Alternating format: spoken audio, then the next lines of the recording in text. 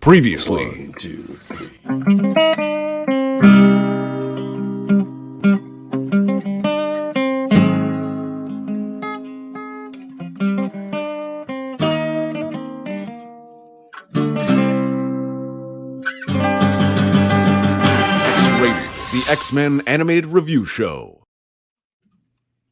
Hello, children, and welcome to X-Rated, the X-Men animated review show. Was that This a is chef our- impersonation? It was, children. Nice. I'm gonna make love to you, woman. The funny part about that is I was just talking to you, so I was calling you children, and that's the joke. So you're saying I'm so fat that I have multiple people? Well, You're how many so plain seats do you insulting, my take, friend, right? sir. Humanity is determined by plain seating. I only need one. I only need one so far. This is our E for Extinction comic book review. I'm sure Andrè is very excited about this one. Oh boy, am I. And you know, I'm excited to talk about it because I do think there's a lot of discussion points. Also, for the sake of time, I was very excited to see that it was only 3 issues. So I was like, oh yeah, woo! I was like, oh, 6 issues. I better get into this. And then I was like, 3 issues, and like, oh shit, I was done already. It was awesome. Yeah, it's a good one for us to talk about too because you know, it was borrowed for X-Men 97. So yeah, we are your hosts, Ugly Davan and Cassandra Nova, and we are here to talk about these 3 issues. I got them here in paper copy. I've had these ones for quite a long time. It's number 114 here is definitely not a 9.8 on the old comic book rating anymore. I'll tell you that. I have the big omnibus. This one's in good shape. I have them in omnibuses, but I did read it. For Omnibuy? Is it I'm reading it for the Omnibuy? sake of it Omnibuses? on the app, on the Marvel Unlimited app. Which man, look at that fucking first panel. Look at that cover. Look at that first panel. That's a fantastic first panel. That's a good one. Yeah, there's Very some there's some good. There's some bad. There's some ugly. In these 3 issues. That's my opening statements. Mm-hmm. I disagree with all 3 of the things you just said. Even that there's good. Oh shit! I disagree with 2 of the things you just said. Too late. It's too late. It's on the record. It's on the All internet. right. Well, end of the episode. We're ending this now. It's over. You're editing that out. I don't like this kind of gotcha journalism. I know it just started, but I think I like it. Yeah. Well, you know what? Well, let's catch up on old times.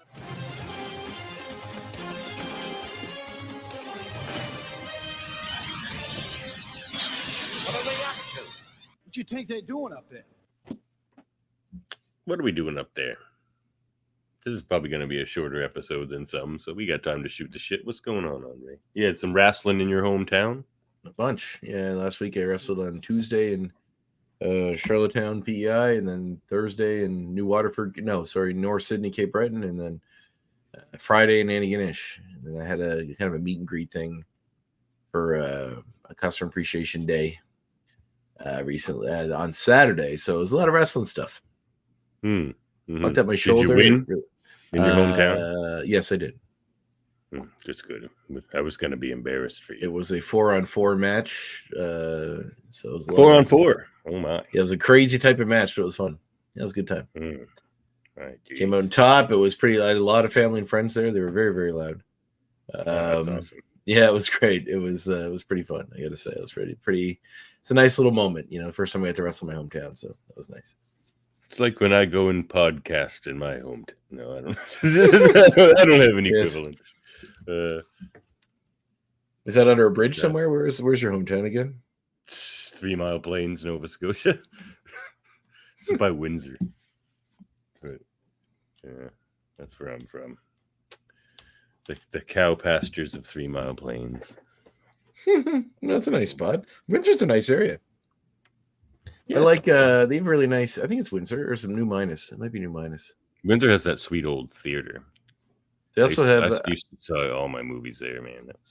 I think it's New Minas, but there's a place that Fanfare Records that I really like. That's somewhere down on the stretch out that way. I don't know of any record store in Windsor. Maybe there is now. I don't go back too often. After Records, Nova Scotia. I'll figure it out. I think it's New Minus actually. But isn't New Minus and Windsor very close? Isn't there just like a? It's like 20 minutes away. All right, well, not super close.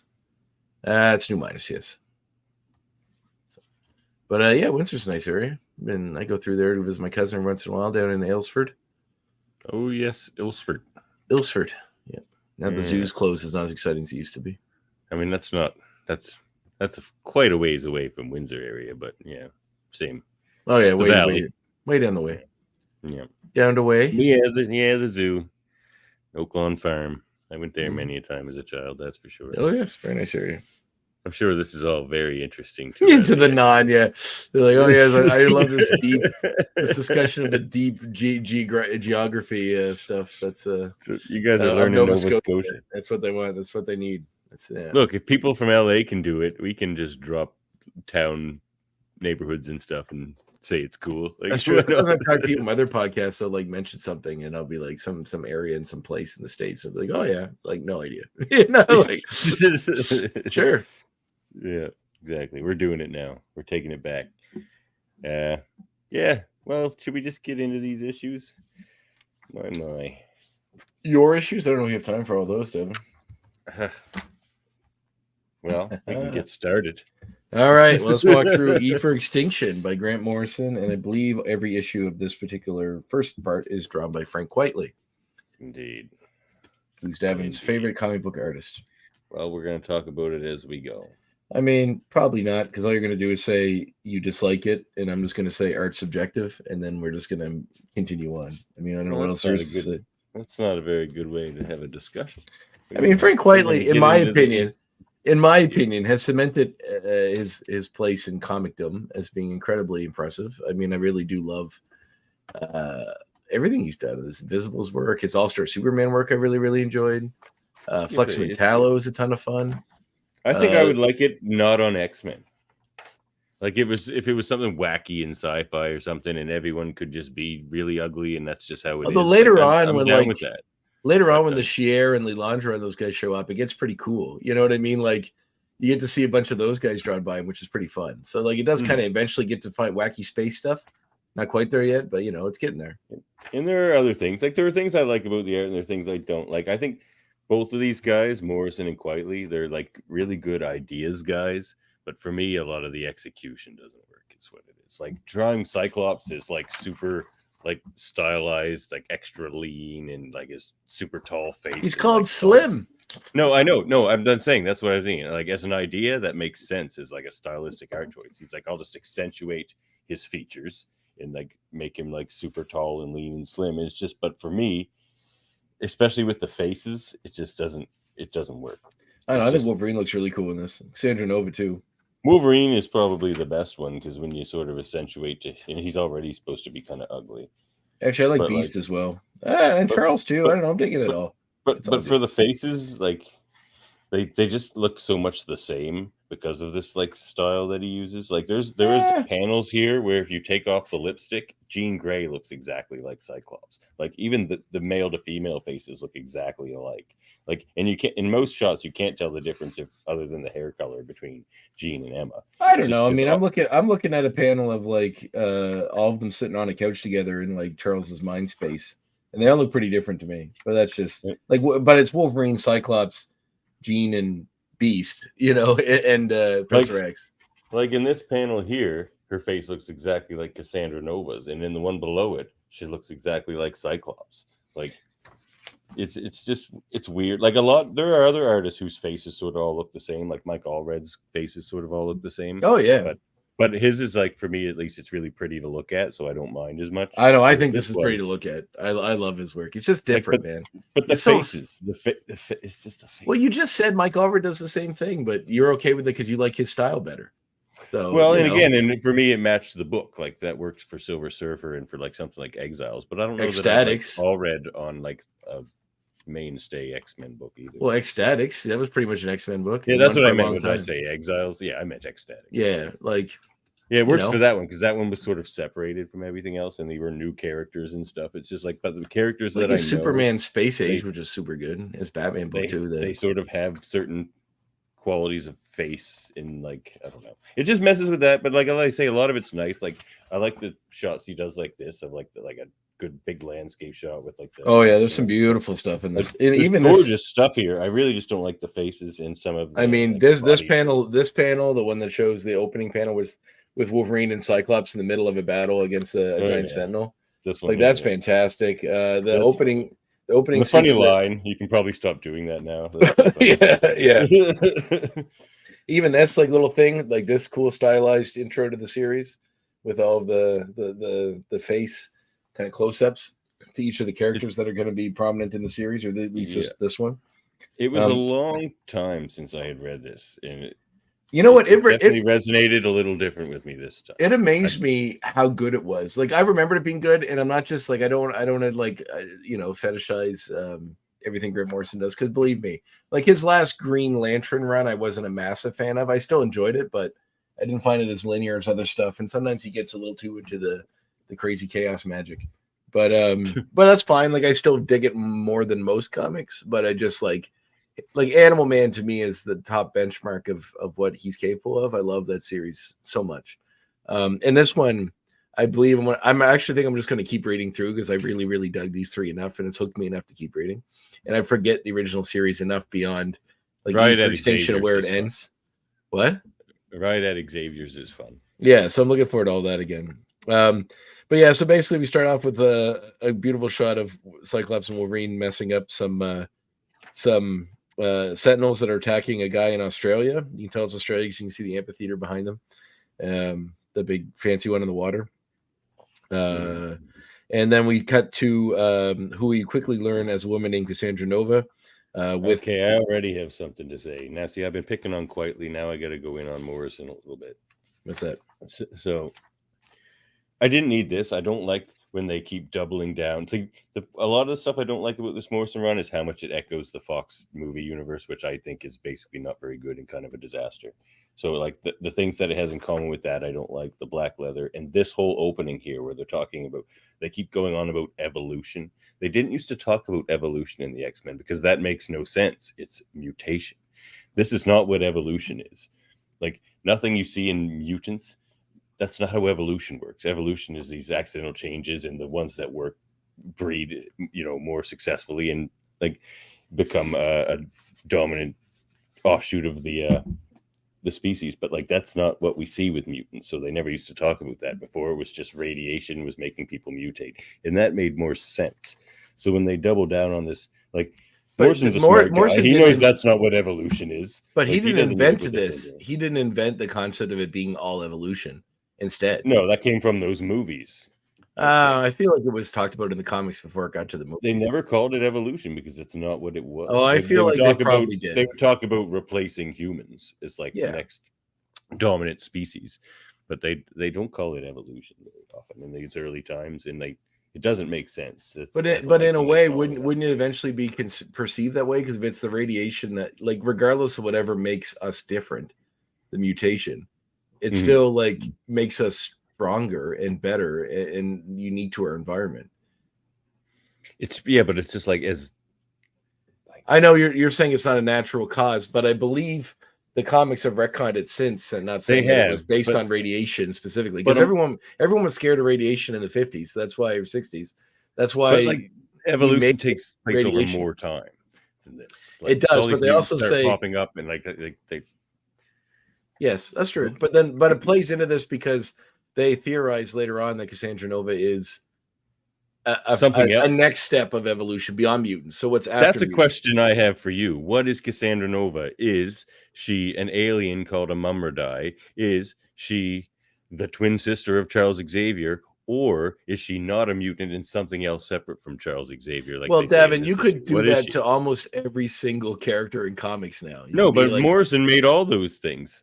Like, yeah, but I have to keep reading. So we're only doing E For Extinction. Beyond this story, I can't tell because I haven't reread it yet.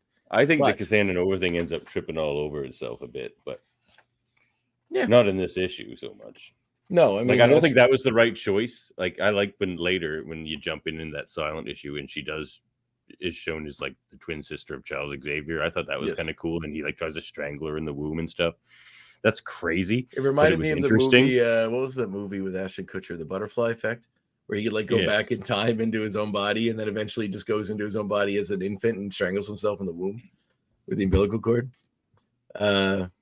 Serenity Yeah, I see it. Q26 says this run introduced me to Frank Quitely, prepared me for his run on the Authority. Didn't like the art at first, but it grew on me over time.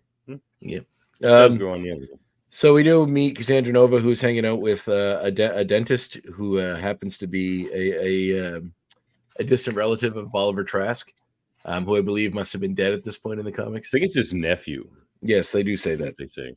But he's getting a history lesson from dentist. Cassandra Nova. Yeah, I said that. Yeah. Who she's showing him about when the Neanderthals, basically Homo sapiens killed Neanderthals.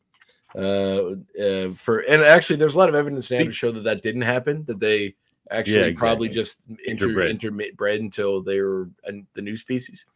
However, they're trying to set up here a storyline which is referenced quite a bit in X-Men 97 as well, about like how it's not a bloodless, that every time a new species takes over, it's not an easy thing, that there's war, there's conflict, and there's blood.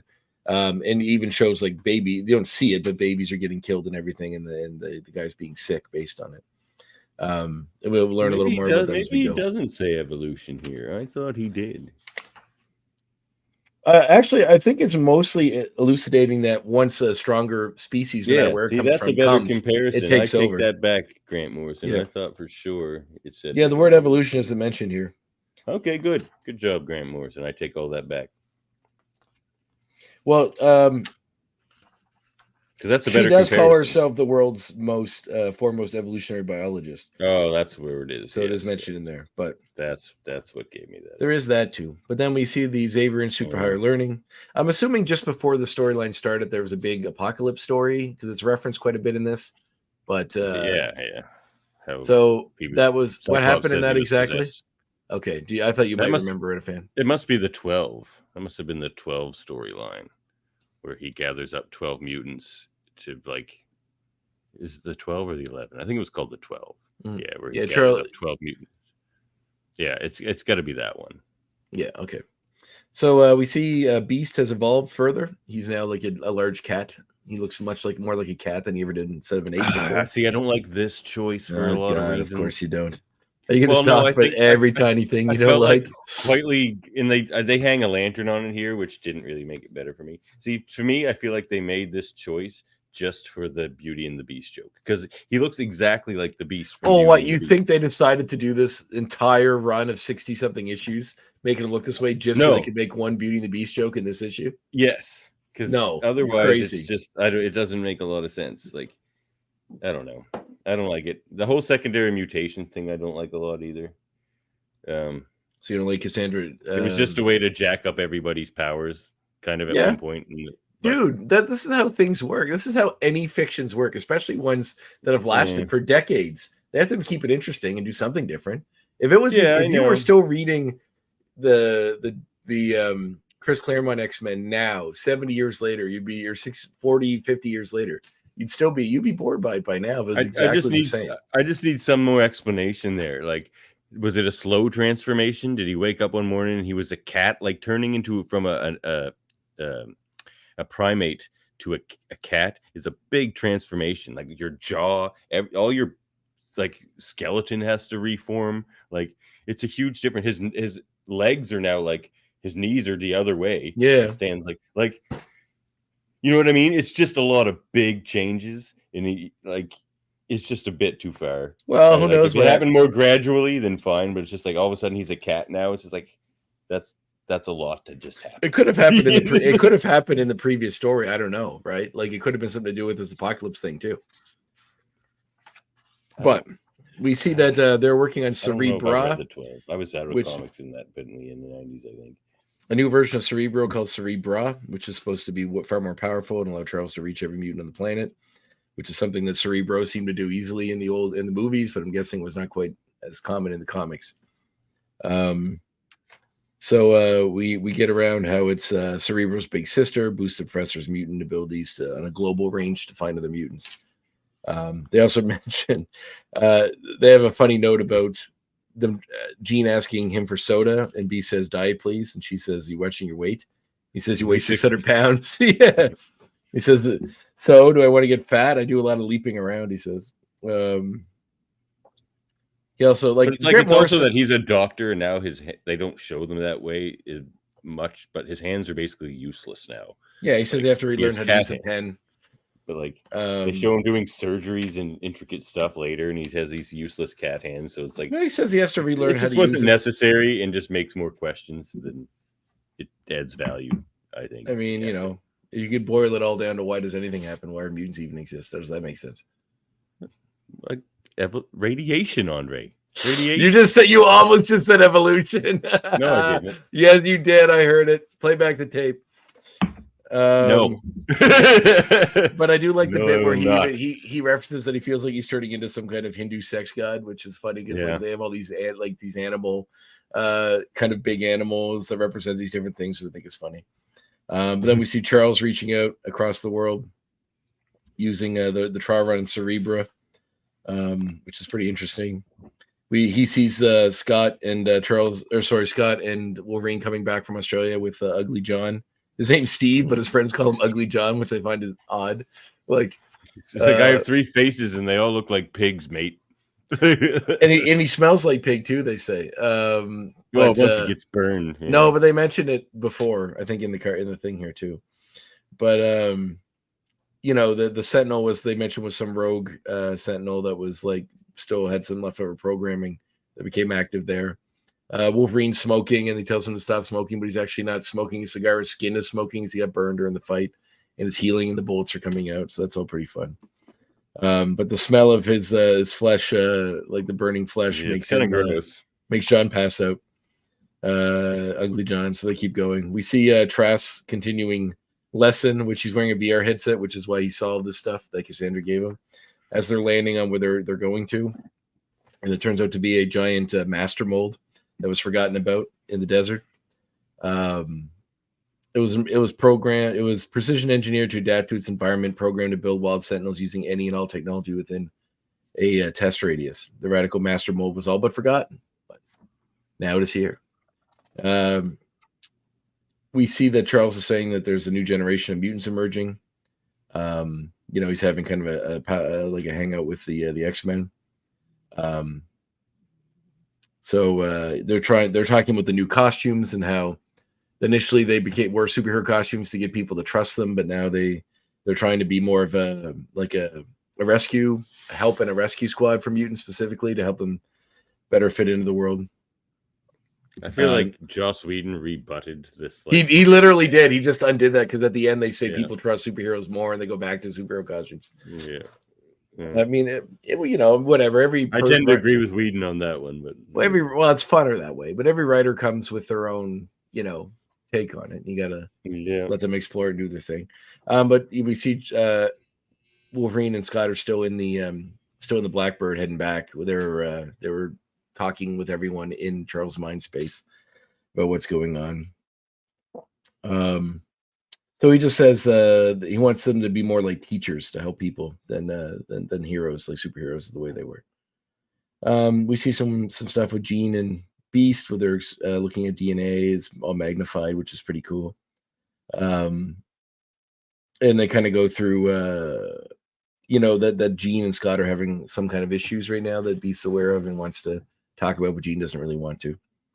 But while Charles is getting ready to take off the Cerebra, he becomes attacked by Cassandra Nova, who's starting to take over his mind while he's in the machine. He pulls out a gun and is pretty much ready to shoot himself in the head before Jean stops him. But then he says that something's going on in Ecuador, and they got to send Scott and Wolverine there. So we find out kind of what's going on here, which is Cassandra Nova has a group of men with her, and we see them get wiped out by something invisible.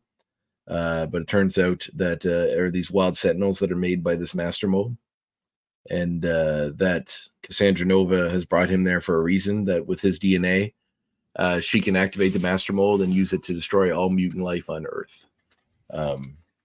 And there's a really cool, like this final panel is that, oh shit, I almost lost my. I like this panel, because then I like the explanation later Yes. why he carries a gun. He's like, of course I carry a gun. I don't tell you guys that, but I may need to kill myself because my mind Yes. is a weapon.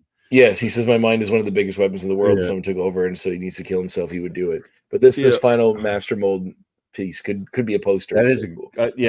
I would put that poster on my wall. There's some quietly stuff I like. It's just like the faces, pretty much. But yep, that's a great panel. And I like his robots. His robots are kind of like rough and scary. Like his wild sentinels are kind of scary looking, like because they're all just scrapped together. And then we're on to issue 2 with this really cool. Yeah, I do like the wild sentinel thing. Like the thing is with Quietly, he has such unique ideas, and it's not. Or sorry, Morrison, but he doesn't spend a lot of time to stop and really go through them all. They're just like, hey, here are these cool wild sentinels. They'll give you a few sentences explaining what they are. Well, other people will spend a really long time kind of going through it all, and I like that about him. He has so many crazy ideas that even like some of the more unique ones are just throwaway ones. That's what I remembered, like going through this whole series when I read it for the first time, and said it's just like eventually there's just so much you just kind of lose track of it. And for me, I kind of lost interest because there was just so much happening. But yeah, it is pretty breakneck pace on some. It is, and as it piles on, it gets crazier and crazier as more characters get introduced and more stuff happens. Yeah, all the Zorn stuff, it starts to get crazy, and you're like, "What's going on with this Zorn?" I can't remember any. So we see the Scott and Logan have sidetracked to go check out what's going on in Ecuador. Those shots are great. These landscape shots. Lately, that's where he really shines. I feel. I like these little interstitials where they show like the X-Men there. Yeah, like that's cool. Where you see like the kind of cast. Like it's very stylish. I think it's really neat. But anyway, they diverted to Ecuador as Charles had directed them. They see mutants or sentinels being sent off from the master mold, and then wild sentinels start attacking them, and they crash. The sentinels are over the ships. They get out. I just realized how this was an accident, but this is an incredibly appropriate shirt for me to be wearing this episode. Yeah, I know. I was going to say that's why I didn't do that on purpose.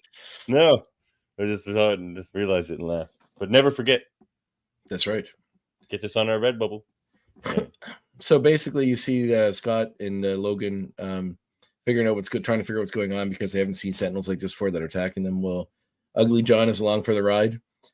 He gets hit bad in his knee by one of the sentinels. You see Scott doing some pretty cool stuff fighting them off, but they basically get contained by the wild sentinels and taken down. So we see Beast trying to write a letter to Trish, who I guess is Trish Toby, as mentioned before. I do like his use of shadow. Oh, there's some beautiful. This whole sequence where they're fighting them. Like, oh, this, I don't know, man. All this is beautiful to me. I love this. There's a lot of good here. There's just, the character. Ugly John is kind of a unique design too. Like he looks, cool. he looks like the Tri-Sentinel, sort of. Like. Look at that appropriately short Wolverine there compared. I'm more a fan of that monkey. I'm more a fan of the Monkey Bone commercial that's on the other page. Do you want to see some Monkey Bone? Oh man, that Chris Kattan and Brendan Fraser. No, I remember that movie. Yeah. So Scott's visor gets shattered, and they get captured. We see Charles explaining why he carries a gun. That if something goes wrong, he may have to kill himself. They say they've lost radar contact with the rest of the X-Men. We see Cassandra Nova using that ability to put her fingers through people's face, as depicted in Deadpool and Wolverine. Because as she was explaining all this stuff to Trask, she was just outlining all his DNA sequence so that she didn't need him anymore. So she basically kills him. The better question is, what are your feelings on motorcycle corn nuts? Oh, fuck, I remember those ads. That's hilarious. Corn gone wrong. Corn gone wrong, baby. This is the corn from the bad side of the tracks. Isn't it delicious sounding? Oh, yeah, that's everything's going to be tough and cool. Corn gone wrong. So we see now that she has Trask. There's a good ad. I love this movie. Final Fantasy Spirits Within. I really like that movie. Really? That was like one of the early CGI movies. Yeah, I thought it was nice. It was interesting. I didn't know much about Final Fantasy, still don't. But me neither. But I don't think that movie has anything to do with Final Fantasy. Well, they're all kind of their own little worlds, right? They're all sort of unique. Mm-hmm. So then we see Cassandra Nova has Ugly John, Cyclops, and Wolverine all set up to three sides of a Sentinel head, like a Tri-Sentinel head. We see through the news that Genosha is under attack and people are dying left and right due to these Sentinels. Tri-Sentinel. we see her use the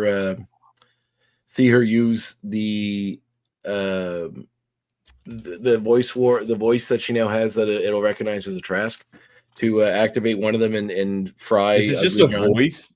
Like, No, you it's could've because just it's coming picked- from the DNA. It's coming from his Yeah, I DNA. thought so. Okay. She the whole time she's talking to the buddy, she was cataloging his DNA with her powers so that Right. she wouldn't need him anymore. Her So then, powers are nuts, just like in the movie. And yeah, like she they can even kind of do do a that little bit of hand everything. thing, She like heals in the super movie. fast too. Yeah, the hand goes through the Hands face. to the face. Yeah. Yep. Which is cool because that was really unique and different in the movie, and it's nice that aspects of this made it into that. So Wolverine wakes after Ugly John gets nuked and smells bacon, manages to slice his way out and attack Cassandra and stop her. This is a nice moment here, actually, where Scott has to basically mercy kill Ugly John because he's dying in agony. I mean, yeah. So Scott comes out and says, "Just looking at my eyes, the pain will be over in a minute," which is like a really nice moment. There are certain characters I think Morrison writes better than others. He writes Emma and Cyclops the best generally, which is probably why he focuses the story a lot on them going forward. I thought Logan was well depicted in this too. Yeah, I mean, I like everybody. I don't like the way he writes Beast. Yeah, I do, but I mean, I like everything about this. He doesn't. But we see, Wolverine has his claws at Cassandra's head, telling her not to move. They try to ask her where she sent the Sentinels, because they can't tell. Actually, anyways, I don't think they know the news is saying that it's the Sentinels were attacking yet. They just say that they see giant monsters heading south. I don't find Quietly's faces emote very well a lot of the time too. Like Cyclops kind of his face doesn't really change after he has to kill this kid face to face. But well, he's trying to keep his eyes closed too, right? Because he doesn't have he has backup contacts. I thought he had which he said he says he's not going to put them in because he knows where she is, and if she moves. I mean, Wolverine already has his claws on her head, but he says if she moves, he'll wipe her. They're trying to find out where she sent them, and then we see Emma Frost teaching a class in Genosha. I got you with a blink of my eyes, he says. Yeah. And then we see this wild sentinel appear, like a giant fist with airplane wings, take out the tower that Magneto's in. I'm guessing Magneto can't walk at this point in the comics. He looks like he's in a wheelchair. It does look like he's in a wheelchair. So whatever happened in the previous storyline must have established this. But anyway, we see all of Genosha get wrecked. And actually, this line is directly from X-Men 97, where he says, "No one saw it coming. They were drinking tea, making love." Remember, Professor X says that in X-Men 97 after Genosha. Yeah, wow. All the lights go on. No one saw. Then we see I don't know if they say the "no one saw it coming" part in X-Men 97, but he may not. But he did say that drinking tea, making love part for sure. They show the Genosha population falling from 16,521,063 down to 763. 763. So it was a big drop. It's like 800,000 to 700. But yeah. I mean, they did that too because they felt like it was getting kind of convoluted with all the mutants. Same with the but it also every now and then they like to kill all the side mutants off. It also happens in a couple panels, like the show kind of we got to see people die and see the show did this a bit better. I think. Well, yeah, because you're really right about the Manuel Morrison thing in this issue. This all happens way too fast. But the show had an agenda, right? It was to show you that characters that we know and love from before can die. Yeah. This was made really for better storying. Like this was really disconnected. it was really just to show the sheer weight of what she did without any specific mutants being killed. And I'm sure Marvel said don't kill any mutants that we know of because other people are using them or whatever. Yeah. So there's that too.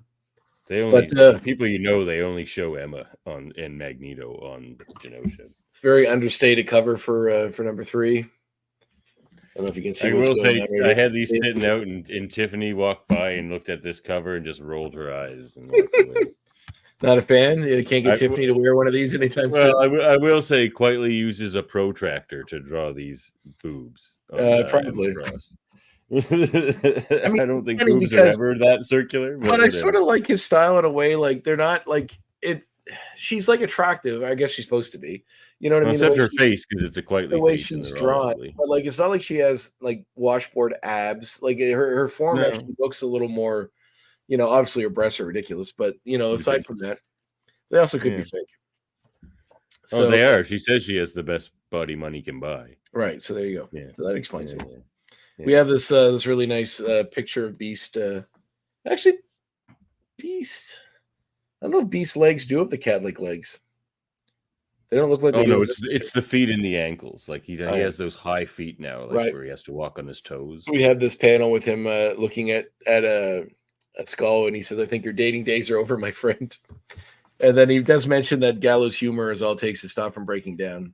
Yeah, I mean, I don't know about this though. Everyone's a little too fine with all this. I think 97 did it better, where like people were actually emotionally affected by the death of 18 million people, whereas here they're just like, whatever, another day. Like, Not really. Beast and Gene, like no one's super upset. I mean, I get the gallows humor comment that he's well, we also saying, don't know how long after this had they've happened. been here. Yeah. Yeah. So, but then we find that they find in the rubble, they find right out of X-Men 97 as well. They find Emma, who seems to have evolved into a harder form, like a diamond. And she has Negasonic Teenage Warhead with her, but she's dead. She died. That's my favorite of the secondary mutations they gave characters. I was gonna say, I knew you liked that. So when you're saying you didn't like the secondary mutations, I was like, well, I'm sure you like Emma. Well, just as the concept. I kind of but other than that, she's just like another Jean Grey and stuff. It just makes her a bit different. Like not just another telepath. It's just not as interesting. Yeah. Especially in the X-Men world where there's like 50 telepaths now. Just another telepath is not a big deal anymore. But yeah. That's true. It does seem like there are an awful lot of them, but hey. Yeah. So then we see everyone is devastated by what happened. They have Cassandra Nova trapped in some kind of a gravity bottle that they had made for in the Juggernaut. Like even in this issue, she was teaching telepath class when the Wild Sentinel arrives. Yeah. But that's what I don't get though. Is what's happening in that scene? That's what always confused me. Oh, it's back in the other issue, I guess. Yeah. But they show the classroom, and it's her and Negasonic Teenage Warhead and like 6 other kids. And in the very next panel, it's just her and Negasonic Teenage Warhead. We'll have to go back. Where did the other kids go? But I think Never understood what's happening. I think it was to represent her power, like she was seeing the future or something. So were they there? Like, were those actual kids? Because you said it's telepath class. There's more than just her there, right? Like, well, they could have all just been telepathically in the class, right? Oh, so they could have all been where they were from wherever they were else on the island. Like the way one of them's kind of looking out the window. It doesn't look that way, but that's an interesting idea. That's that always confused me. That panel, I was just like, I don't know what's happening here. Like, did a whole bunch of time go by and they left because class is over? But like, they couldn't have because it's all happening in like 2 sentences that Emma's speaking, right? So I don't know. It's confusing. Whatever. Yeah, I my guess is that it's supposed to represent that they are not all there. They're just talking telepathically. Okay, I like that answer the best. So I'm gonna let's go with that one. Yeah. So we see that the Cassandra Nova Wolverine severed her vocal cords. Because she has healing powers as well, so she'll heal, but also she can voice activate the Sentinel, so that's part of it. She has like every power. We do see some explanation of Hank and Emma, where they're doing some studies about her abilities, and they say that she has a secondary mutation, and it's like a diamond. Like, look at what he's doing there with his little useless cat hands. Get over here. He's holding her hand. No, all those wires and stuff. What's he doing? He's trying to put all these things. He's trying. They're like sensors. He's just pulling the wards off, but they're not that bad for this. Come on, don't look for it in everything. I'll get if he's doing surgery later, maybe, but right now I think he does. Not in this issue, I guess. But, yeah. So she's devastated by other people she saw die. Like all these people died at her hands. She says she doesn't want to join the X-Men's thing. She says we all knew like things would happen like this in the end. They're trying to wipe them out. She's had enough of it. For me, the best thing Morrison did is just make Emma such a great character, and like other writers have carried on with that and made her even better. But like she's such a good character. Like she's very well written too. Favorite 5 X-Men or whatever. She shows up in people's lists all the time, and she was a villain for so many decades. So they really made a character. And I love this line too. It's just what makes you such a bitch, Emma? Breeding, darling. Top class breeding. Yeah. She's They make a joke about, so we cut back to them studying Cassandra Nova. They say she's like it looks like a human on the outside, but nothing like that her ever existed before. She preys on mutants, and they expound that evolution jumps every so many years, and that Cassandra Nova is the first of a new unforeseen species. So if it is the space thing, that could come in later, but for now he's or the fetus thing. Like we saw that Enough Said issue, and that's way later, but yes. I don't know. I'm so confused by Cassandra Nova. I got to read it right all now. again. All we know, yeah. So we can talk about it more if you want, but right now, you can just make the series going through the whole X-Men series, do it with 3 issues at a time. You spend a lot of time doing it. We'll see how well this one does. Maybe we'll keep. We might have to come back to it. Yeah, there's other X-Men stories or comics I'd like to review as well. And humans are no threat to her because instinctually they're so far below her that they're not even a threat. So mutants are like the next step is what he figures out. But he says a genetic trigger for extinction buried deep in the human genome.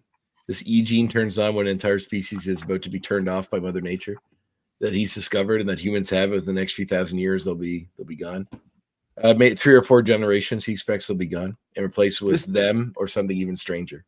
This dentist gets so super into this genocide really easy, though. I always wondered if she was like messing with his controlling his mind or something, because he's all just like, I'm a dentist, and then later he's just like, yeah, I'm gonna be the best genocide guy ever, and it's like, what? She talks him into explaining that mutants are a danger and that all that. She does say that she knows he's a secret racist. Yes, he doesn't talk about it, but yes, because she can read his mind. Yeah. But yeah, it just seemed like a quick turn for me. I'm like, whoa, wait, he's down with this now? Like all of a sudden he's just like, yeah, let's do it. Like, okay.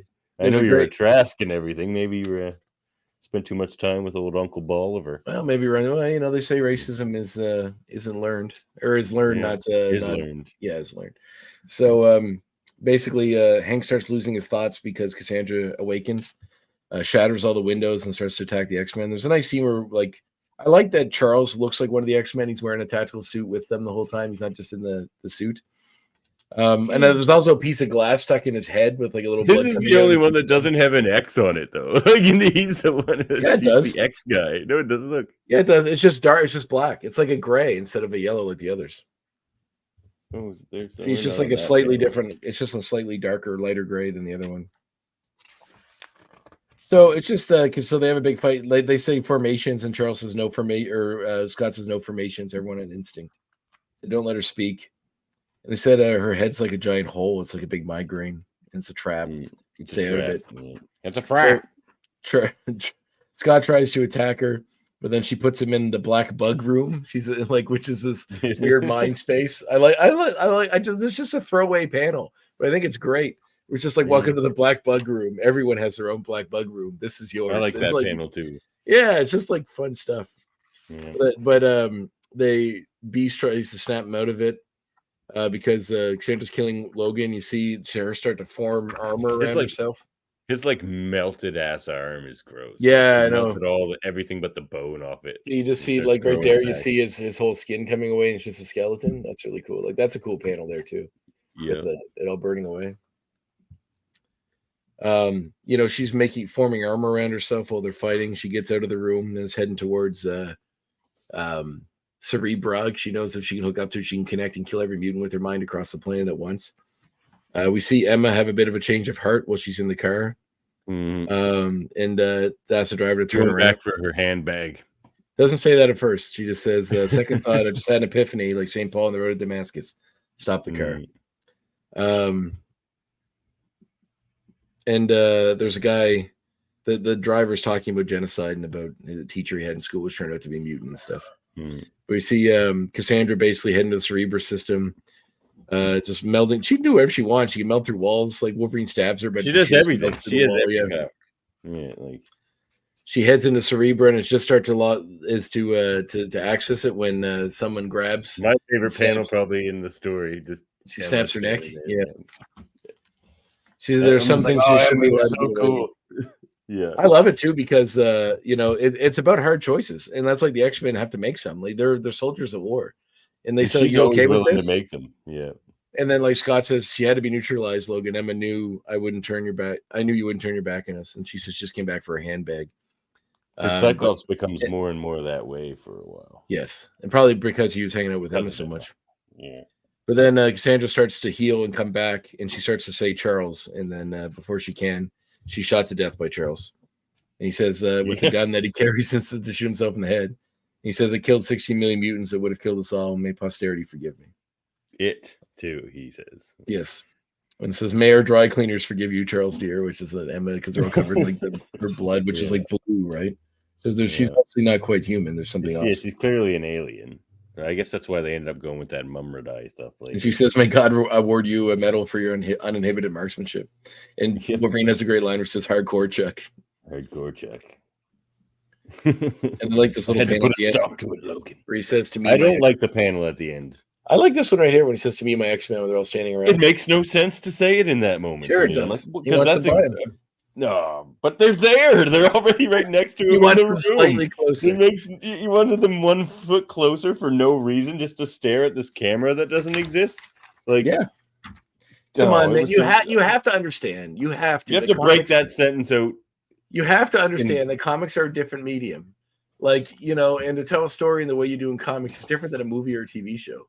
Yeah, but you can every use I've ever seen of that sentence was better used than that. It's just not a good use of that sentence. You break that out in awesome, really well planned it's moments. Stylish, that was just and I liked that where was they just put it.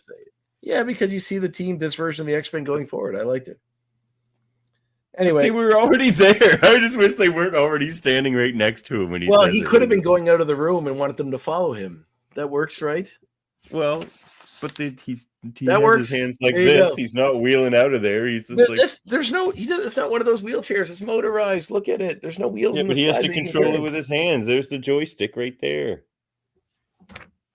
It's a joystick wheelchair. Oh, I'm sure he can also do it with his mind. Damn it! I almost had it. On it. So then we see Jean and Scott trying to. It's a weird looking wheelchair. I gotta say. Anyway, it looks like kind of like a Rascal, but without like the front part. With bendy wheels. So we see Scott and Jean reconnecting, saying they haven't really been like physically intimate in a long time because they've been distant. 5 months. That's a long time. And he says that when like Apocalypse was in his head, it seemed like it hollowed him out. He doesn't know who he is anymore. But they're sort of interrupted by they're watching Charles on the TV talking about as the leading expert in mutants. He's on TV talking about what happened in Genosha, but then he admits to the world that he is a mutant. And they're shocked. Somebody else draw these 2 pages. These 2 pages don't really look like Quietly. No, they do. They definitely do. Xavier and Jean look entirely different, and even Cyclops does a little bit. I don't know. I'm sure it's him, but it looks it's odd. The Cyclops looks the same. Yeah. Yeah, maybe. I'm sure it is. Just looks different. Yeah, and that's the end. So they're shocked that the issue you talked about, the Nuff Said issue, is number 121. It's only it's coming up soon then. Yeah, 117 is the next issue, so there's not many. Yeah.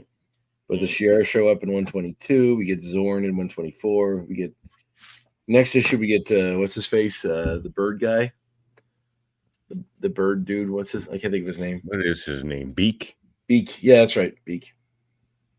And yeah, we get the whole run goes right up until issue 156. That's a lot of issues. Definitely not covering all those. No, actually, no, that's not right. Sorry. It goes up until issue 154. That's the Here Comes Tomorrow storyline, the future one. Yeah. So he has like 40 issue run. 150 wraps up is the whole story, and then 151 to 154 is like a future story. It was Planet X before that, I think. Yeah. Yeah, that's it. Grant Morrison's in start of what I think is a seminal X-Men run.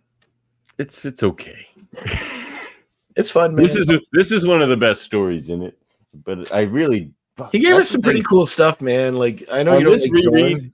It felt really rushed, is all I'm saying. On this reread, I was just like, that's it. I remember there being more that big wild Sentinel. I just remembered there being more of that. And well, the only 3 panels. It was 3 pages. It showed it like destroying the city from a distance or showing it, But I It was mean, one I don't shot, know. like If it was just the- like a bunch of pages of random mutants getting slaughtered, I mean, it wouldn't be that, you don't need to have that to show the gravity. No, exactly. You'd want to like do like they did with Because Emma. they'd just You'd be wanna give them- nobodies. or not, and then you really. I'm sure you're right. They got a list of people they probably couldn't touch, but I don't know. Yeah, They maybe killed so. Magneto, supposedly. Like they've taken him off the board for other people to write, at least. Yeah, it's a good run. I mean, it's a pretty good story. I do. You know what? I think it's just not resonating quite as well because now I've seen X-Men 97, and I think there are aspects of that they did better, gave more time.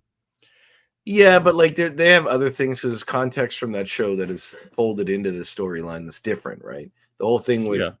like killing Gambit and all that stuff is very different than what they did, than what this was. This was just to show the rise of this monster, and it wasn't as important about showing the stakes and getting rid of or killing off the mutants that we're familiar with. No, this it's story. about And also killing on off the- all the ones we're barely familiar with. Well, on the show they can do what they want to do on the show because it's their show to do it. Like in the X-Men comics, they can't just start killing off mutants left and right because there's other writers using them in other books. And it's not quite as cut and dry. As the more I talk to people on my other podcasts, the more I realize that there's a lot of decisions as the way things get made beyond just the I want to do it or I don't want to do it. Especially when it comes to comics. A lot of stuff. It's true. Yeah, I mean, it's a good start. It's a good start to a run because it just sets this new baseline. Yeah, of the get some mutant kind of world. weird new, like Ultra Predator and Cassandra Nova, whatever she is. We get, all that kind of Mass stuff. slaughter of all the mutants. Yeah, Genosha's gone. Charles admitting he's a mutant to the world. At this point, I guess the world didn't know he was a mutant up until now. No. Yeah, and that's something odd too. Yeah, I mean, it's true. They would always call him like mutant advocate. Yeah. And stuff like that. And I'm sure if they found out, he would just erase their minds. Because he's not above that sort of thing, that Charles Francis Xavier. Yeah. He is not. Nope. He also carries a gun. They both went to the same place there. You're right. Yeah. Well, let's we're not gonna rate this. So we don't rate these? Do we rate the last one? No, did we? I don't remember if we did or not. I mean, God Loves Man Kills, I would have gave a 10 because it was amazing. This was a lot of fun, man. I really dug it. You don't have to, it's fine, but I really dug it. There's a lot of there are quite a few scenes in it that I was like, oh, that's cool. So some neat stuff. It's a very good start. There's some funny moments. I don't know. I'd have to dock it a point for some of the art I don't like, and I'd probably have to dock it a point for some of the writing I don't like and some of the rough nature of it. So I'd probably give it an 8 because it is really good, but they're just Yeah, it's solid. That's a solid. I think if you just split these two up, maybe too, because it's just like two writers or a writer and an artist that sort of just don't quite jive with me. So if you split them up and put someone with them, somebody I really like, I probably wouldn't notice it so much. I think it's just like a combo that worked really well for them and works well for you and a lot of people, but the alchemy might not be right for me. But because I know I have read other Morrison stuff, but he usually takes Quietly with him, doesn't he? Often. Did he take Quietly with him to Superman and all that? Also Superman, yeah. Yeah. And the JLA Earth 2, that'd be the spinoff from like the miniseries that established the crime syndicate of America that he did when he was doing Justice League. That was before this, but that was Fred Quietly as well. Okay. The Invisibles, guy. Flex Mentallo. They do a lot of stuff together. Oh wow. Well, there you have that. Do a lot of cool stuff. You know what? Let's go to this here then. Let's go right to this segment. Hey, check this out. Did I come prepared for this? You go first. Did you? No. Yeah. Well, I've recently been thinking about a movie that I really enjoyed. That I want to go back and revisit because I've been listening to a podcast featuring the star of said movie, and because of that, I went back and wanted to read the books. So I'm going to suggest American Splendor by Harvey Pekar. if you never read anything by Harvey P. Kerr, it's very slice of life, autobiographical stories of this one sort of curmudgeonly file clerk, and who wrote all these stories, kind of discovered indie comics and was connected with the indie comic scene with Robert Crumb and all that sort of stuff too. So the movie starring Paul Giamatti, who plays Harvey P. Kerr, is very, very good. I highly suggest it. And the books are great too. They're very interesting. And how much does Paul Giamatti pay you? That's all I want to know. I wish he paid me anything. You think he would? He pays me nothing for all my. He pays me nothing. Pay me a goddamn thing, that Paul Giamatti. Damn you, Paul. Pay me, you fucker. No, I'm just kidding. I do really. I'm a big fan. He's probably one of my favorite writers or actors. He's a great character actor and a great podcaster. His show is very entertaining. You know what? Here's a recommendation. Why not? Since apparently I'm not as far behind on it as I thought I was. Because when I went to the comic store with my buddy Sam there, who was on our last episode, he bought the most recent trade of Saga. Go read Saga. Oh yeah, it's great. It's a great book. You can actually find, I would think, a few inspirations from Saga in Sam's new book, Whaler Ray, The Unsinkable Whaler Ray. Right, I gotta read that. Did Sam leave a copy for me? He did leave. No, he left me a copy for me. Oh, you want to hear that? Here's a fun story. Well, we'll get into that later. So, okay. But yeah, so apparently it's only volume 9 out now. This is volume 8. I thought I was like several volumes behind. So apparently they must have took it. They take a lot of breaks. Over years. But Saga. It's a good book. What need I say? It's great characters. Weird stuff. Like Sam's weird with his art and ideas too. You could you can definitely see some similarities. Yeah. And I don't have a Unsinkable Whaler right here to show you either, because I let my buddy Franny borrow it to read it. Yeah, cool. Saga. No, Saga's a great choice. Apparently, volume 9's out now. Check that out. Nice. Very cool. All right. Let's do this. So I read The Unsinkable Whaler Ray. So, I can tell this story, I'm sure. Whatever. Sam, I'm telling this story.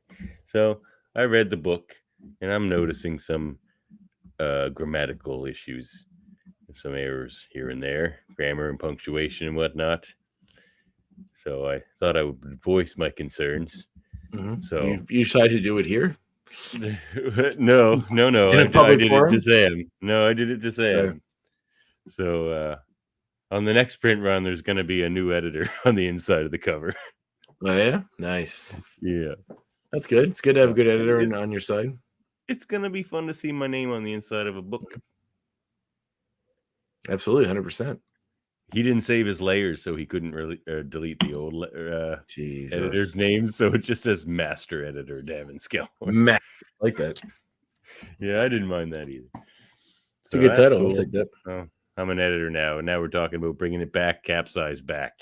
Where we all first met. Not all of us. Me and Sam first met you. It's true. We're trying to peddle that idea in the sweet Vanish Pass of like 2013. It was a long time ago. 9 years ago. 9 years ago. Wow. Yeah. Wow. So 2015.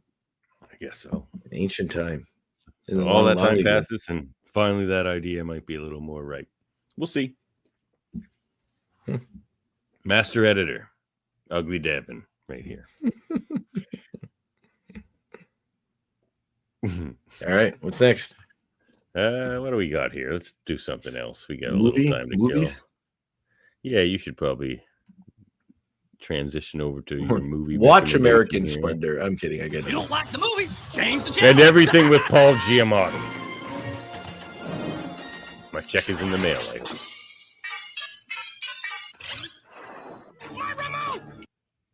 Yeah, I mean, sure. Paul Giamatti's pretty great. Sideways is a fantastic movie, but you can go watch American Splendor. But the movie I am going to suggest is my wife and I were watching, trying to watch something on Crave the other day. She got a free thing of it through her phone, and we were trying to set it up, but it wasn't working on the PlayStation. So I tried on my Roku, didn't work on that either. But anyway, I had the Criterion channel up, so it's on my Roku. So we started skimming through it, and my wife suggested a movie from 1990. Let me think here. Let's see if he can. I like when I think that Davan might be able to guess it. So I'm going to give him All some right, give hints. me a hint. A movie from 1997, starring Russell Crowe. Gladiator. Nope. Guy Pearce, Kim Basinger, Kevin Spacey, James Cromwell, Danny DeVito, Simon Baker, David Strathairn, getting close, Curtis Hanson, and a bunch of people. A good example of what they call sunlight noir. It's called L.A. Confidential. Oh, L.A. Yeah, that was the one I was trying to think of. Damn it! It was a noir movie taking place in the 1950s in Los Angeles. They call movies like this sunshine noirs because they all take place in the daylight. There's not a lot of darkness and a lot of not like raining like usual noir movies. It's a super great example of. It reminded me very much of a movie I watched recently that I also really love from around that time period a little earlier called Devil in a Blue Dress with Denzel Washington. But yeah, I'm a sucker. That's a really good movie. I'm a sucker for a good detective story, and especially if it's stylish and fun. And this one was very well done. It's a shame Kevin Spacey turned out to be a monster because he's such a good actor. But yeah, super, super good. Awesome. If you like detective movies or noir type movies, this one's like the cream of the crop because it's basically just stuffed with good actors and a big budget and all that kind of fun stuff. So it's a great movie. Check it out. Right up there with Chinatown, Usual Suspects, Jackie Brown, Heat. You done any? You haven't done noir movies on your show yet, have you? No. I suggest put that in for season 3. Devil in a Blue Dress. I'd highly suggest. I'd pick that one. I haven't seen that one since it came out. I saw it on VHS. It's fantastic. Actually, I'm so disappointed because it sets up. It's the first book in a series by Walter Mosley. And there's 15 following Easy Rollins, who is the detective who becomes a private detective in this first story, which is Devil in a Blue Dress. So it ends with him being a private detective now, and then we get 14 more books so far in the world, and I wish we had 14 more movies because the first one is so good. I would have loved to see a series of detective films with Denzel Washington continuing to play Easy Rollins all the way through. It would have been awesome. I want to check out that universe where that's going on. I'm gonna just recommend a movie everyone's already seen, but I just saw it come up on Netflix, so I watched it late last night, and it was awesome. Again, Spider-Man: No Way Home. Oh, fantastic! Oh yeah. Oh, this is great. Yeah, fantastic. I started watching. I'm like, I'm probably not gonna stay up and watch all this, but I did because it was great. It was like Deadpool versus Wolverine if it was a real movie. My friend of mine said the Deadpool versus Wolverine is barely a movie as far as the story goes. But it's Spider-Man No Way Home is basically the less you get the nostalgia, but it does service the plot. The other one is almost like the plot is there just to get you through the nostalgia, but it's so fun. It works and you like it. And I sure did. There is this underlying tale. Oh, there's definitely a plot. It's just, it's not as important as the fun, so the fun of the nostalgia. Or the dancing. Or the fan service, I guess. The fun of the fan service. Are we going to talk about the... Well, maybe we should bring up another segment song for that. What do we got here for segment songs? Let's go to this one.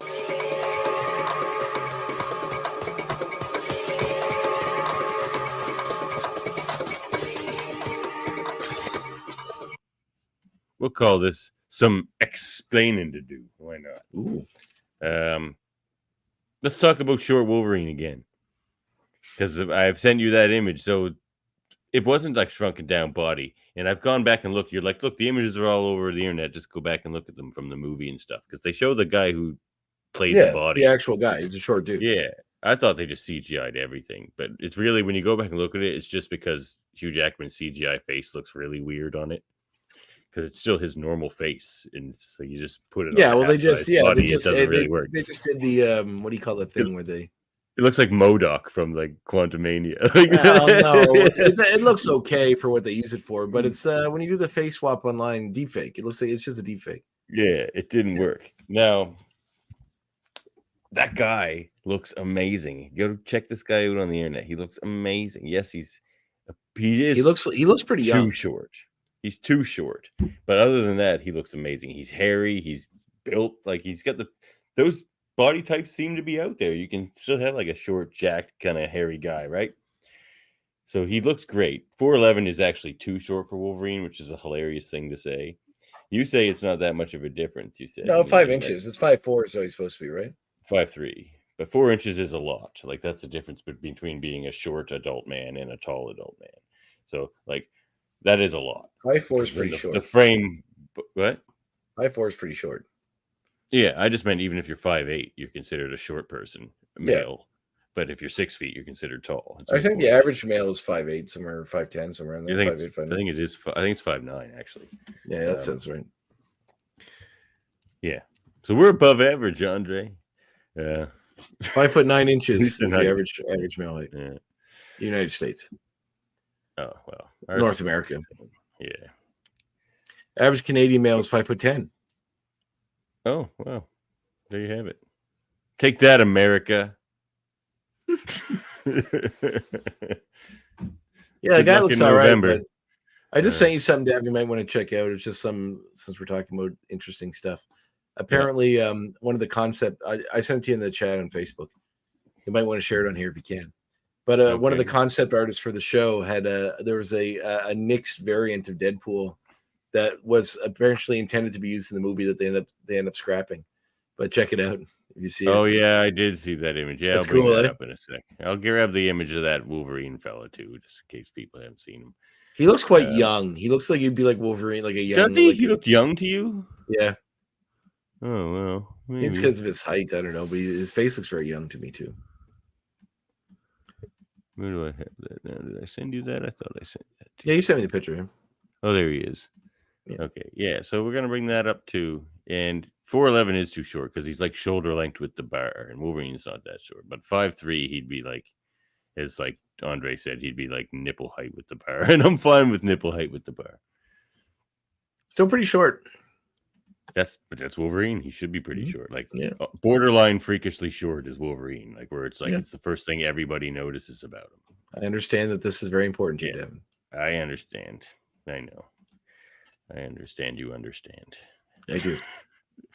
And like I said, I hope you get what you want. I really do. Like for a while, it was like just hire this guy, but 4'11" is a bit short, and he might not have the acting chops. So I guess he was in that Dungeons and Dragons movie. It's like as a dwarf or something. Okay, that makes sense. Yeah. You know. But there he is. There. He looks pretty young. He looks great. He looks great. Like the body type. If he was just 4 inches shorter, he would look perfect. That's what Wolverine should look like. And you're right. I guess he does look a bit young, but looks great. Like good job, buddy. And look, and even the Wolverine standing there, like he knows how to stand like Wolverine. It's just like Wolverine. Jackman's head just looks so strange. Place it on top of it. But where's that? Oh, the other image wouldn't come up. Let me try a second time. Here it comes. Okay. Yeah, I wonder why they scrapped this. Maybe they just didn't want to make the costume. It's a pretty cool looking costume, actually. I agree. It's funny they would scrap something like that. For those of you who listen to the audio only version, this is a Deadpool Wolverine mashup. So it was like a Deadpool Wolverine. I guess if you were to see that, I can see why they would have. Because if you were to see that, it would take away a little bit of the big from his wearing revelation when he puts his mask on. So you would have had to. It would have to be after that. Yeah, which would have been funny if it was like near the end. Which you could do.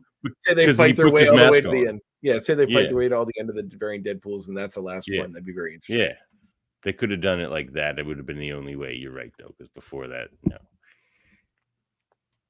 So yeah, maybe that's why. But and then they could have unmasked him to see if it's Wade or Logan underneath. Well, I guess it would have to be Logan. He has claws, but who knows? He's a Deadpool. It's a weird multiverse out there. That's right. Yeah, but Yeah. So check. Yeah. It's cool though.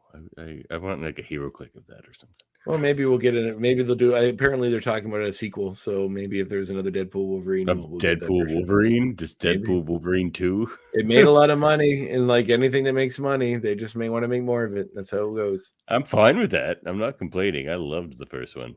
10 out of 10. Yeah, I'll definitely go watch another one for sure.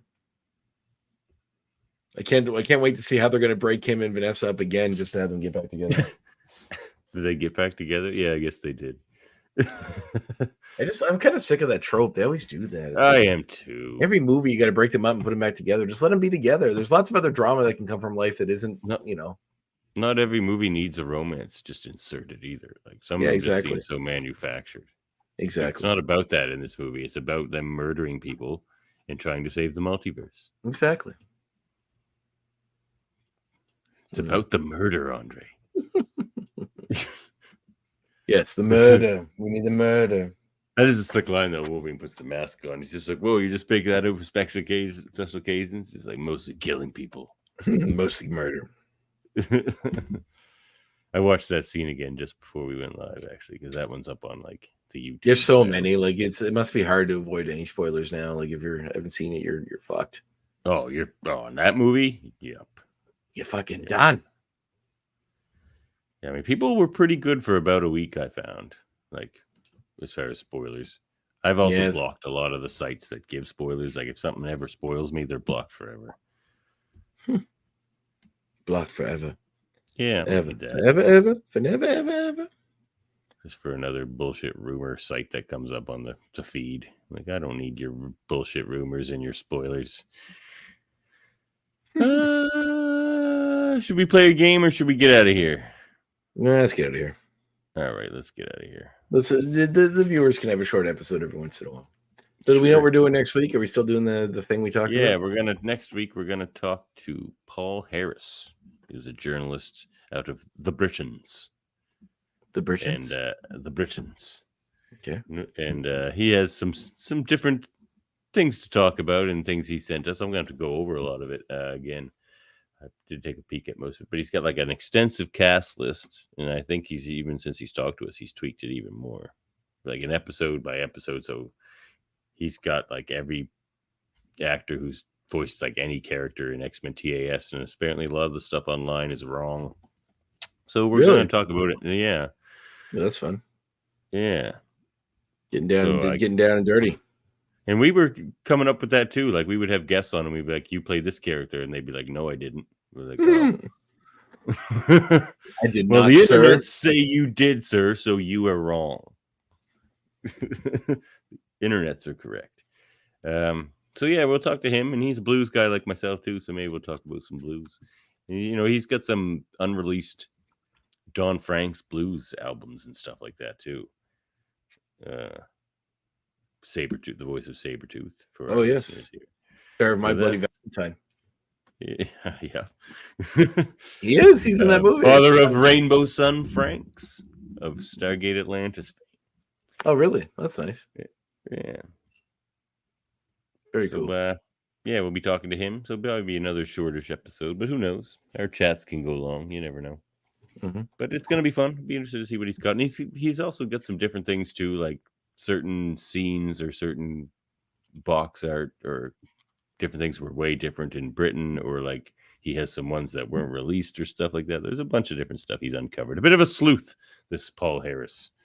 So a bit of a sleuth man. Yes, a bit of a sleuthman from the Britons. I like sleuthman. Man, that's Sherlock Holmes. That's a good book title, Sleuthman. Speaking of Sherlock Holmes, read Lady Sherlock by a friend of the show, Brooks. Have you read it yet? I keep meaning to read it. Have you read it yet? I started it, and then I don't know. I started reading a comic book or something. I'll get back to it. It's good. It is good. Okay, cool. Because it's been on my list. It's sitting in my read pile there, and I've been meaning to get to it. I haven't got to it yet. So I like funny books with pictures. No, I'm just kidding.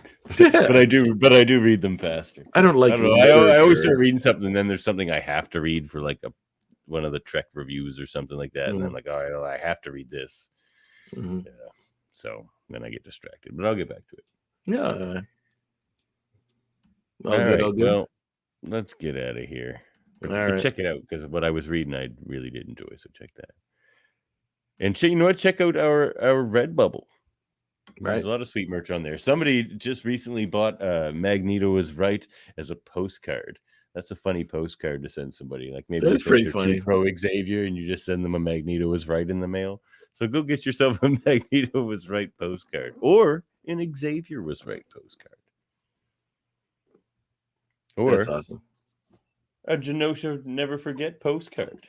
I didn't even know I they had have. I postcards. think I have on a there. that. I have a. That's this one's for you more than Genosha Never Forget. And what's the other one I got? Just a plain logo. Yeah. No. Yeah, me too. Oh, I have that. Is that? Might be the Gambit one. I don't think I got the Gambit. Oh, one. did you get the Gambit one? I don't think a I good one. did. Yeah, I'll have to go look at them. I should start wearing them. I guess I have them. Yeah, you have these shirts apparently. Spent money on those things. I should wear them. To never wear Get them. out there. I don't know. Send them to the X-Goons if you're not going to wear them. Oh, I'm wearing them. I'm wearing them. I'll get out there. I'll be out there. So check us out there at redbubble.com/people/X-Men review show/shop. I don't know, maybe I'll see if my buddy Sam wants to throw up a design on there. Get a nice sweet X-Men design from Sam Hossack. Yeah, you guys were confused. You're like, what if you guys are friends, but you don't know his last name? So that's like his pseudonym. So like, so like his mother's maiden name. So I do know him. You just found this homeless guy outside. You're bringing everybody on the show, whoever you find. That's how we met, but like a long time ago. Oh, okay. Yeah. You can contact us at xmenreviewshow@gmail.com. Follow us on YouTube, Facebook, and the Twitches. And find our audio-only version wherever you get your podcasts. That's right. And please like, review, and subscribe. You know, and I do balance the audio on that audio-only version. So if one of us is louder than the other on this version, just go listen to us. It'll be balanced. I started doing that on my show too, finally. And it's good. made I for was better bugging product. you to do that forever. Well, I figured out a way that I could have two separate recordings of each of our audio separately, and then I could just amplify one of them and merge them together. So, A quick compressor will do the same thing too. well, I don't know if it automatically brings them both to the same level, does it? It just drops all the peaks. So I mean, if you have one that's really, really low, then you will want to still bring it back up. But it's just like if one of them's just peaking, just compress it. It's because it'll take you like 2 seconds. Yeah. 2 seconds. Yeah, exactly. You have 2 seconds. You're the busiest man in Truro. How do you? I don't have 2 seconds. I said I don't have 2 seconds. Oh, you're right. You don't. Busiest man in Truro. Busiest man in the world, motherfucker. Busiest man in the world. President of the United States has nothing on me. Oh God, nothing. They're not that busy. Now, what could they be busy about? Yeah, staff doing shit. It's just true. That's what the staffs are for. I don't got a staff. You got no staff. I got no staff. I still got shit I got to do. Ripley. Mow the lawn and shit. Ripley and Ripley is adorable, but she's not very efficient. Comes up with my day-to-day affairs. Although last night she did. This is like nobody's going to care about this but me. But last night she curled up beside me in bed and went to sleep, and I was petting her belly, and she fell asleep with my hand. She had her one foot under my arm and one over it, and my hand was on her stomach, and she fell asleep that way. So instead, my hand was like trapped because she was like on it like this, like hugging it, and then totally asleep. Very nice. And you can check us out on the ufpodcast.com as well. That's right. And the other You're part of podcast. United Federation of Podcasts. Yep. Oh, you know what we didn't do? We skipped a segment. So here we go. Oh, no. There's no homework. We're talking to Paul Harris. There you go. Right. No homework. Yeah, exactly. We forgot to ask me about my show, but that's fine. Oh, we'll do that right now because there's lots going on there. Lots going on. It's a busy time. Busy show.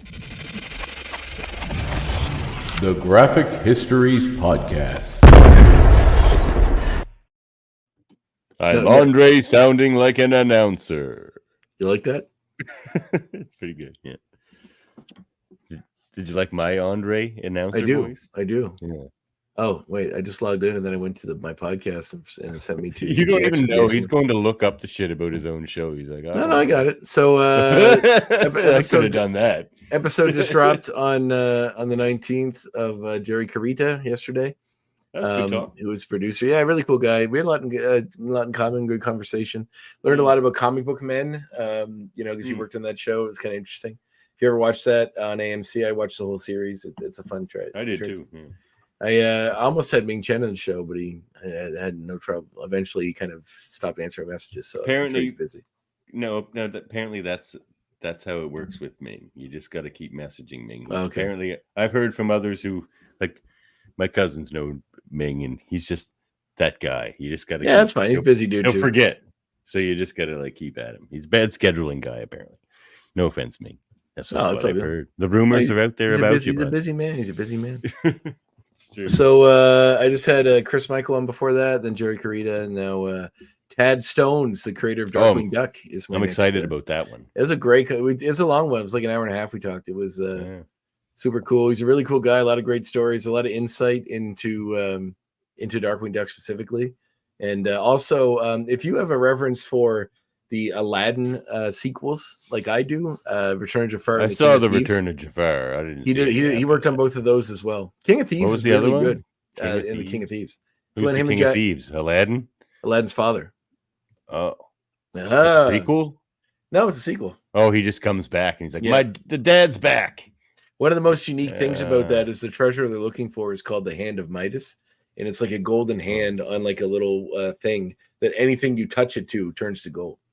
And that's what his dad's trying to find. He's the King of Thieves, the running the whatever. So it's Aladdin.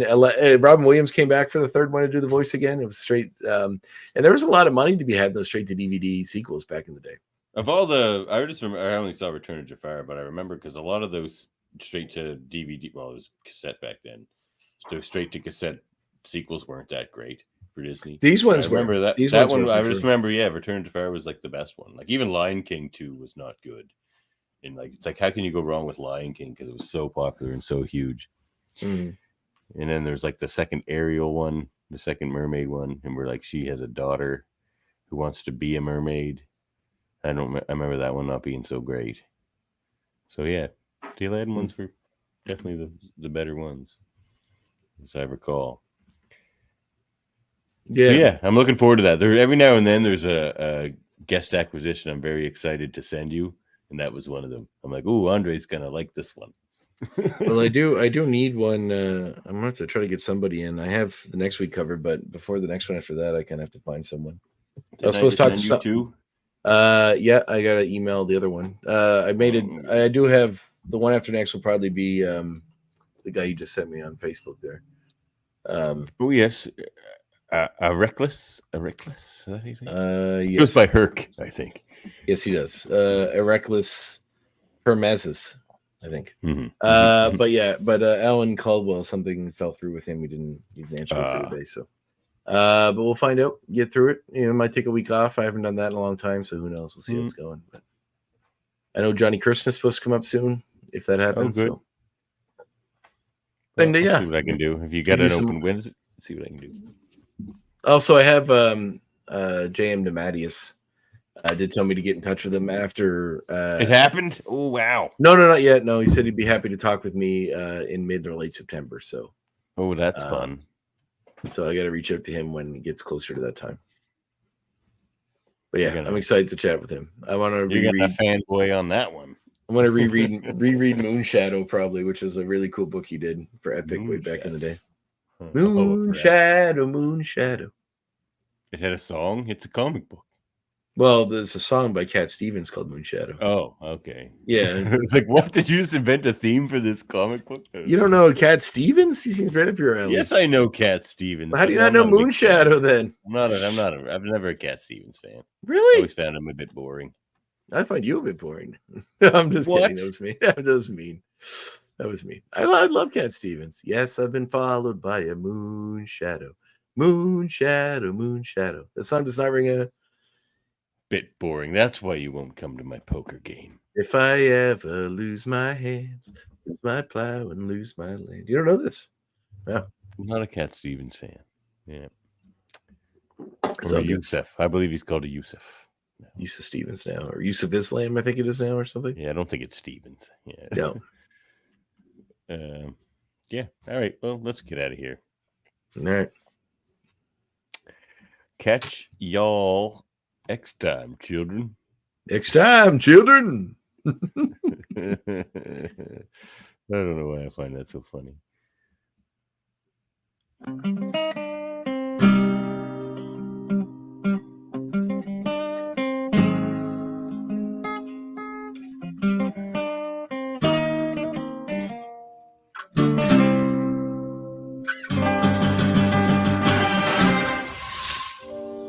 up some Star Trek content with Live Long and Podcast. Tune in to X-Rated, the X-Men animated review show. Artistic interviews with graphic histories. A roundtable movie discussion with Hey, did you see this one? And movie reviews with Hold Up, a movie podcast. And while you're at it, spin a few records with Eamon on track. Watch us duke it out on trivial debates. And let's chat about TV with the Super Mater Brothers. It's all here on the United Federation of Podcasts.